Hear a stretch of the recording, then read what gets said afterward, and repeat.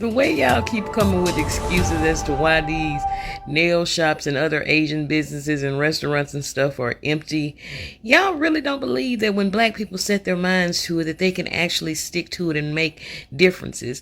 But then again, yes, y'all do. It's why y'all try so hard to convince us, like white supremacists have always done for so many years, that it doesn't matter when we unify, when clearly it does. But to see y'all writing all these excuses, it's a Monday, oh, it's still too early, or this, or maybe just people are standing on their word, black people, and keeping their money in black businesses. Bravo, black people. Oh, we boycotting Asian businesses, but you still buying your stuff from China. Shut up. The difference between the manufacturers over there in China and the businesses over here in the U.S. is that the manufacturers in China actually understand the value of the black dollar. So they're going to do whatever it takes to maintain our business. The businesses over here, however, feel like we need them more than they need us, which is the other way around, because we can cut the middleman all together and go straight to the plug. We really don't need them. And since we're boycotting the Asian-owned businesses, especially the beauty supply stores, when these stores start closing down, black people, open you a spot in the same spot that they were. Thank you. Welcome back to the Voice of the Voiceless. In today's video, we're looking at the ongoing conversation around the boycott of some Asian-owned businesses and why many black people are now questioning where they spend their money. This issue has sparked a lot of reactions online, with people sharing their experiences in beauty supply stores, salons, restaurants, and other businesses. Before we go deeper into the conversation, watch these clips carefully, and when we come back, I'll share my thoughts.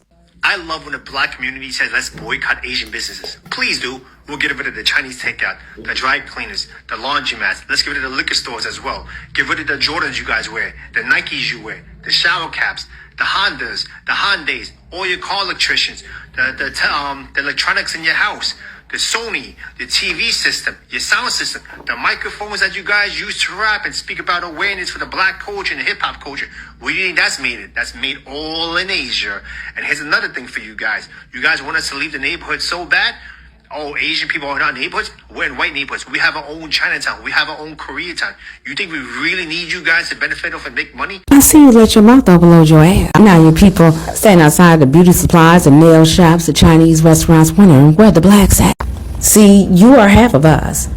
So there's 2 times as many as us, but you have 3 times as much wealth. So every fucking time we spend $1, we transfer wealth.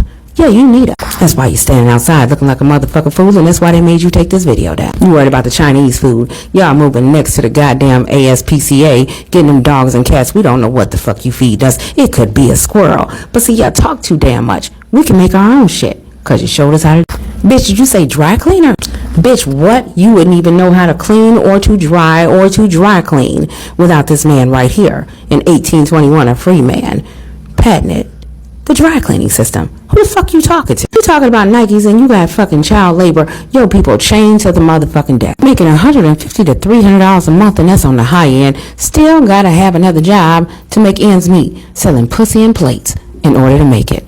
For some $180 Jordans that it costs $2.50 to make. Who the fuck you talking? You know we got passports now. We can fly anywhere. Now, before you know it, our niggified asses will be coming over to Asia. We will be buying your handbags, your Nikes, and bringing them back and selling them for $100. You fucked yourself in the game because you let your mouth overload your ass. You worried about the liquor stores. Baby, everybody got a liquor store. Walmart sell the liquor. Myers sell the liquor. Everybody sell the liquor. And we can always go over here with the Arabs, which I'm not really that fond of my goddamn self. But everybody sell the liquor. You worried about Sony? It's because you can make it cheap because your people are slaves. It's crazy as hell that they eat in air and sunshine. Those of them that don't have no money. You know they're still Zenith and RCA. So y'all voted for Trump at the rate of 28%. What he taught the black community is that we have to lean on each other. What he's teaching the American people is that we don't need you and you can go the fuck home. You thought holding 28% of the wealth was going to keep you in this country? Absolutely the fuck not. Everybody wants you to go home.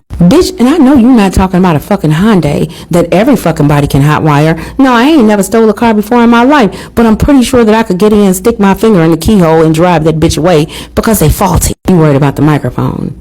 Are we going back American made?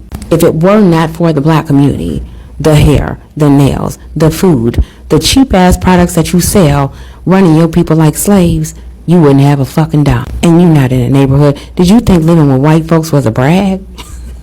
Own Chinatown, your own Koreatown. It's so many of y'all. But there's also some of y'all that live below poverty level. You bit the hand that fed you. And you thought the black community was not valuable. Now you people standing outside the hair store, the liquor store. Y'all standing outside wondering where the blacks at. You let your mouth overload your ass. You do need us. Because, well, we are the reason why you generate wealth. Now you came in 1965 because I deemed it so, Immigration and Nationality Act. And so you came in and they gave you this property. But instead of respecting the people whose money you got, you decided that you would disrespect. Well, you took something from us and you can't give it back. Now, watch this. Because if it's up to me, you motherfuckers will eat air and sunshine and you'll go back to your overpopulated ass motherfucking country. Bitch, we don't want no Hyundai. We don't need your dry cleaning. We don't need your dogs, your cats, your rats, and your motherfucking squirrel. We don't need your liquor that you watering down and sealing the top back. We don't need your Sony because we got RCA and Zenith. You let your mouth overload your ass and I'm the reason why you here. What? You came here under the STEM Act. You gonna tell me to go to the bank and get a loan? We can't get a loan. That's why you in the neighborhood. You did your research. You saw what it was that we needed and you provided it. But you provided it with disdain because, well, white people ain't buying your shit. They ain't buying your Chinese food. They ain't buying your hair. Them motherfuckers ain't coming off in the ghetto to get their goddamn nails done. They ain't buying your goddamn Hyundai. And when you say you don't need my money, well, let's see. Keep on living, bitch. Let's see. I'm not remaking this video because, well, you're not worth it. I didn't mean to STEM act. I meant to say that you came on science, technology, engineering, and medicine. You always had a head above us because people are always showing up and thinking that they can do better than the black community without the black community. Now, bitch, watch this. So I'm watching all these Asian people online. They are literally crashing out. I mean, crashing out. And they just proved our point. You cannot survive without us. They cannot survive without black people. Okay? Here's my thing. You guys are getting mad saying that get mad because we're boycotting, and then what they'll do is they'll try to bring up things that black people have done to Chinese people, right? Especially during COVID. But here's the solution to that: boycott black businesses. That's it. That's all you have to do. Just boycott black businesses.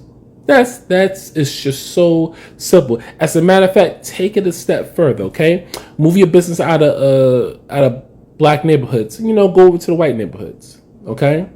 Do that, okay? Like, you know, don't stay any place that where you're not welcomed. Black people don't do that. We don't stay places where we're not welcome. Plain and simple. If we can't spend our money there, okay, cool. We'll take it somewhere else. It's just that simple. Don't stay in no place where your businesses are not welcome. Go somewhere else. I just find it funny how you're mad for black people boycotting it, but you know, we call each other out when it comes to a lot of fuckery in our community. You know, it's funny, Asians don't call each other out for the stuff that their people do. I seen the way that these Asians treat Africans in Africa. Treat them like straight up slaves, right? Paying them low wages and not even caring. How many times have Chinese and Asians falsely called the cops on black people? How many times have black people ordered their food from one of those shops and had to wait an hour or whatever to get their order while their white friends got all their orders? How many had to wait an hour or whatever to get their order while their white friends got all their orders? How many times have black women gone into their nail shops or a feet shop and they either upcharged them or assaulted them? How many times have black women have walked into those beauty shops, right? And then the Chinese people separate them from their kids like they're some dogs? How many times have Chinese have refused to hire black people in their stores in a black neighborhood? Why must you stay someplace where you're not welcomed? Just go. It's fine. Go to another neighborhood. It's cool. Go to Chinatown. Or you don't want to go to Chinatown because a lot of those Chinese gangs are going to want you to pay money for protection. Is that what it is? Oh, let me guess. Not all the business is in Chinatown, so that's why you're staying in black neighborhoods. Yeah, that's what I thought. Listen, versus y'all crashing out and trying to, feel entitled to our money, just apologize. It's just that simple. I'm not saying it's going to work, but you're only making a situation even worse. So I'm driving home from the beach, trying to mind my business and scroll. And I just keep seeing all these videos where all these other people are inserting themselves and trying to define our cause. Like, as far as I know, within our community, our cause is about people of other nationalities setting up businesses in our communities, treating us like bottom feeders while they feed off of us in our community and our dollar and treat us like disrespectfully. Taking the lives of our children is not okay. So now this attack globally where everybody's coming for our throat, don't buy Chinese, it's crazy. What is wrong with people? Ask yourself, what has a black American ever done to you? I can tell you, we can show you what they just did to us. Why the hell is everybody else the fuck upset? It's crazy and it needs to stop. Y'all need to calm down. And I feel like it's the meddlers who do all the damage that's starting these little conversations with what about this and what about that. And y'all just jump right on board with the ones y'all should be watching. It's insanity. Like, think about the history of America and who's done the damage and who has not. God. I don't know, Asian community. Y'all went from being quiet and not saying nothing to getting on here being arrogant and condescending. Y'all want to sit here and brag about the fact that y'all make everything. It ain't our fault that y'all willing to exploit y'all children and make y'all children go outside and work for 20 cents on a motherfucking dollar. Now, we was trying to be cool and y'all went from not saying nothing about that man killing that little boy to now y'all want to get on this app being condescending because we said we gonna hold our dollar. If it shouldn't matter if y'all make everything. Y'all should be just fine with the little bit that y'all receive from the wholesalers. I mean, the people that do the drop shipping or the wholesalers or whatever it is, right? Because y'all make everything. Y'all don't need that direct dollar from the consumer to the store, right? So what y'all mad for? Y'all was real quiet about the Rick Child situation, but when we said boycott that dollar, y'all want to act like y'all don't understand and come condescending. So let's not do that. We're going to hold our dollar, and every dollar that your cousin or your great cousin or niece or whatever makes while she's being exploited, that's what y'all going to make. Now, from what we have seen, this is not just about one business or one person. Many people are using this moment to talk about respect, racism, customer treatment, and the importance of supporting businesses that value the community. Some people believe the boycott is necessary, while others feel it should not turn into hatred, harassment, or destruction. So let me ask you, is boycotting the best way to demand respect, or should the focus be on building stronger black-owned businesses? Drop your thoughts in the comments section. Let's continue watching more clips, and we'll come back again for final commentary.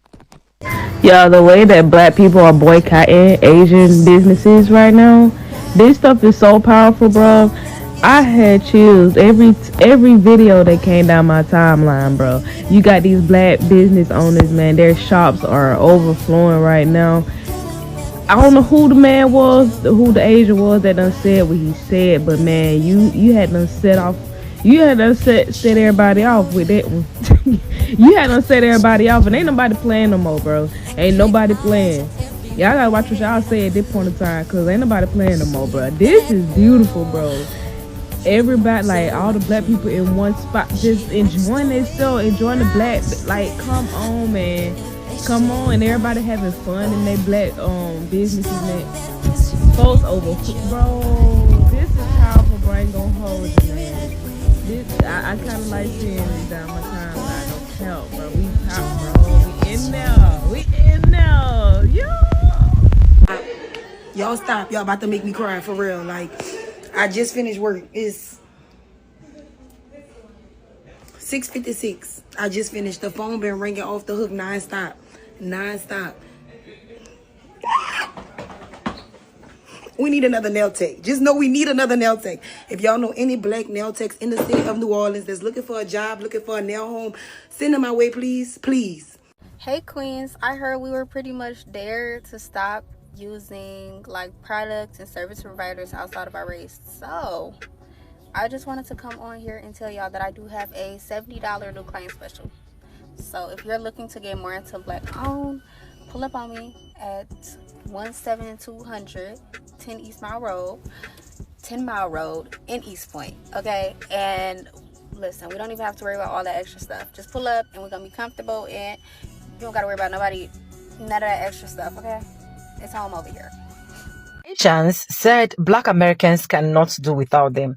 They said black Americans cannot wear Nikes, they cannot wear makeup, they cannot do this, they cannot even do their common nails if eventually black Americans decide to boycott Asians. Do this, they cannot even do their common nails if eventually black Americans decide to boycott Asian in America. Look at the stores. Asian stores are empty. Their stores are empty. Black Americans are not opening their stores. They're not spending their dollar within the black community. Why do you think it is impossible to do something? I don't know. Now Asians are crying bitterly. Asians are saying they don't have anything to rely on because a lot of them rely on nail tech, salon shops, stores in America. Now black Americans are taking everything back. They're not destroying their properties. They're just saying we are no longer spending our dollar there. We are going to be spending it in the black community. They never even start. Asians are crying already. Don't ever underestimate the power of any ethnicity, honestly. Follow for more, Jerry. I really want you guys to watch this video. You don't go into a black neighborhood without seeing Asian businesses or restaurants or liquor store owners, and vice versa. You don't go into Asian neighborhoods without seeing black customers and black clients that keep our businesses alive. And you don't go into the black community without seeing Asian businesses and restaurant and liquor store owners. But you don't go into the Asian community without seeing black customers and clients. Do you see the problem there? In just 15 seconds, not only did she show the problem between the black and Asian community, but she shows the problem of the black community and our continuous allowance of us to let other people come in and economically exploit us, and for other people to see and benefit from our economic viability. Everyone but us benefits. Not only is economic exploitation horrible enough, it gets worse than that. They come into our communities and they're very anti-black, and they treat our people disrespectfully, and oftentimes it has led to them taking black lives. This happened in 1991. This happened in 2023. This is a 30-year period and the exact same things are happening. Something is immensely wrong as to why we have still allowed this to continue. The fact that we know how horribly we are treated by these business owners and their communities in our own community, and yet we have still somehow allowed them to be economically benefiting from us, is insanity. And the craziest part of it all is that none of these communities, whether it's Asian, Arabic, or even Palestinian, yes, are bringing in businesses that can benefit us, or that are necessary, are vital to our well-being. We don't need Chinese food to survive. So there's no point of us supporting them. We don't need our nails done to survive. We don't need liquor stores and drugs and horrible food that they're selling us. So the fact that they're able to still have economic viability in our communities is insane. They aren't bringing in hospitals to our communities. They're not bringing in grocery stores to our communities. There is no advantage of black people allowing Asian businesses, Arabic, Palestinian businesses in our community. We're not even bringing in businesses that are selling products and goods that we could go and resell later that have some type of resale value. So it just is so preposterous that this is continuing to happen. And just if you thought it couldn't get any more silly, in 2020, they came out with Stop Asian Hate. Suggests that black people were committing crimes against Asians. But if we're the ones who hated them, how are they allowed to open up businesses in our communities, and yet we aren't allowed to open businesses in their community? I hope you have now seen exactly what is happening. The message here is clear. People want respect, fairness, and accountability. At the same time, the conversation must be handled with wisdom. Supporting your own community is powerful, but it should never turn into attacking innocent people. The real question is, how can black communities organize, build, and support businesses that truly serve them? Let me know your opinion in the comments. Please don't forget to like, comment, share, and subscribe to the Voice of the Voiceless for more powerful conversations like this.